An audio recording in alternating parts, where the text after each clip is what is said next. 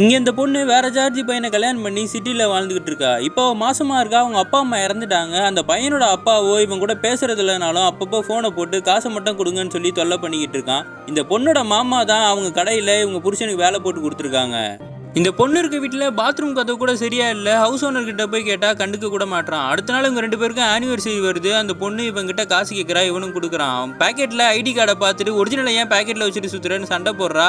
அதுக்கப்புறம் இவனும் அவன் கடைக்கு போய் ஸ்வீட் எல்லாம் கொடுத்துக்கிட்டு இருக்கான் இன்னைக்கு ஆனிவர்சரின்னு சொல்லி. இந்த பொண்ணு சாமி கும்பிட்டு இருக்கும்போது ஒரு நியூஸ் வருது. அவங்க புருஷன் வேலை செய்கிற ஏரியாவில் தீ விபத்துன்னு சொல்லி அவங்க ஃப்ரெண்டுக்கு ஃபோன் பண்ணிட்டு இவங்க 2 பேரும் கிளம்பி அங்கே போனால் நிறைய பேர் இறந்து போயிருக்காங்க. ஃப்ரெண்டுக்கு மட்டும் உள்ளே போய் பார்க்குறானுங்க. புருஷனும் ரொம்ப பலத்த காயத்தில் இருக்கான். அவனை கூட்டு வண்டியில் ஏற்றுறாங்க. அவனை பார்த்தோன்னே இந்த பொண்ணு அழுது மயக்கம் போட்டுடுறா. அந்த வண்டியில் இருக்கும் போதே பாவம் அவன் இறந்தும் போயிடுறான். ரொம்ப நேரமாக டிராஃபிக்கில் இருந்ததுனால பாடி ஹாஸ்பிட்டலுக்கு கொண்டு போக முடியல. இதனால வண்டியை திருப்பி அவங்க கிராமத்துக்கே கொண்டு போய் இறுதி காரியம் பண்ணி அந்த பணத்தை எரிச்சிடுறாங்க. இந்த பொண்ணு அவன் புருஷன் ஞாபகத்திலே அவங்க மாமனார் வீட்டில் இருக்கா. அவங்க மாமியாருக்கும் இந்த பொண்ணை சுத்தமாக பிடிக்கல. மாமனார் கேட்குறான், உன் புருஷன் ஏதாவது காசு சேர்த்து வச்சிருந்தா கொடு, உன்னையும் நான் பார்த்துக்கணும்லன்னும் போது நான் கொஞ்சம் தான் சேர்த்து வச்சிருக்கேன் ப்ரெக்னென்சிக்காகன்னு சொன்னா, பரவாயில்ல கொடு நான் பார்த்துக்கிறேன், உன் புருஷனுக்கு காரியம்லாம் பண்ண வேணாமான்னு கேட்டா இந்த பொண்ணை வீட்டை விட்டே அனுப்பி விட்டுறாங்க. இப்போ மறுபடியும் அவங்க வீட்டுக்கே போயிடுறா.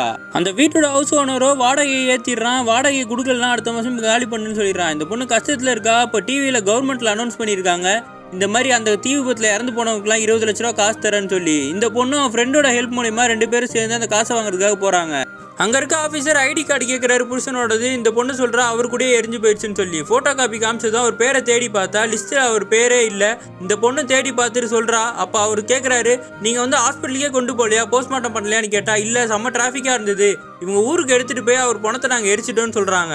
ஃப்ரெண்டு சொல்லி பார்க்குறான், தீ விபத்தான ஏரியாவில் தான் அவர் வேலை பார்த்தாரு, நீங்கள் தான் ஒழுங்காக லிஸ்ட் எடுக்காமல் விட்டீங்கன்னா அதெல்லாம் எங்களுக்கு தெரியாது, நீங்கள் டாக்குமெண்ட்டோ இல்லை போஸ்ட்மார்ட்டம் ரிப்போர்ட்டோ இருந்தால் வாங்க, அப்போ தான் காசு தர முடியும், என்ன ஏமாத்தவ பார்க்குறீங்கன்னு சொல்லி இந்த பொண்ணை திட்டி அங்கேருந்து அனுப்பி விட்டுறாங்க.